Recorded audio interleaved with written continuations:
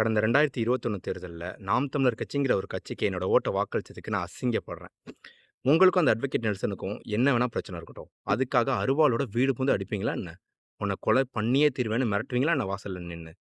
அதுவும் 6 அடி ஹைட் உள்ள ஒருத்தரு எப்படி 60 வயசான ஒரு அம்மாவ எட்டி மிதிக்கிறதுக்கு மனசு வரும்? இதான் உங்க கட்சியோட கொள்கையா? ஆ? அந்த அட்வொகேட் நெல்சன் அவரோட வீடியோல நியாயமான கேள்விகள எடுத்து வச்சுட்டு தான் இருந்தாரு. உங்களுக்கு உங்க மேல தப்பு இல்லன்னா, எதுக்கு உங்களுக்கு கோவம் வருது? எதுக்கு இவ்ளோ வீடு புகுந்து அடிக்கிற அளவுக்கு கோவம்? ம். அதுவும் அவர் நாகரிகமா தான் பேசிட்டு இருந்தாரு. இந்த சாட்டை என்கின்ற சாக்கடை அவரோட வீடியோல அவரோட அப்பா, அம்மாவ பத்தி தப்பா பேசுற வரையும் அவர் ரொம்ப நாகரிகமா தான் பேசிட்டு இருந்தாரு. அதுக்கப்புறம் தான் அவரும் அக்ரெசிவா ஆனாரு.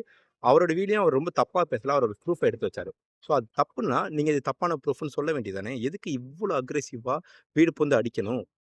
இந்த ஒரு ரவுடிசமான கட்சின்னு நான் இதுவரையும் திமுக மட்டும் தான் நினைச்சிருக்கேன். பட் ஆ நாம் தமிழர் இந்த அளவுக்கு மோசமா போகும்னு நான் எதிர்பார்க்கல. 2021ல நான் நாம் தமிழருக்கு வோட் பண்ணதுக்கு அசிங்கப்படுறேன்.